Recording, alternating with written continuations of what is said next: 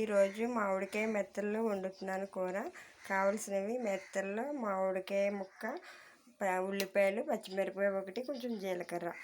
ఉల్లిపాయలు, మామిడికాయ, పచ్చిమిరపకాయ, జీలకర్ర మిక్సీ చేయాలి. మిక్సీ చేసి మెత్తల్లో కలిపి పెట్టాలి. పసుపు, కారం, ఉప్పు. ఇది మామిడికాయ ముక్కలు, పచ్చిమిరపకాయ ఒకటి, కొంచెం ఉల్లిపాయ ముక్కలు మిక్సీ చేయడానికి, జీలకర్ర. ఇవి మిక్సీ చేద్దాం. మామిడికాయ ముక్కలు, పచ్చిమిరపకాయ ముక్కలు, ఉల్లిపాయలు, జీలకర్ర మిక్సీ చేస్తున్నాను. మిక్సీ చేసిన తర్వాత ఈ పేస్ట్ మెత్తల్లో కలిపి గ్యాస్ మీద పెట్టి వండడం. ఇందులో అయితే మొత్తం మసాలా ఏమి వేయకూడదు, జీలకర్ర ఒకటి మాత్రమే వేయాలి. ఉల్లిపాయ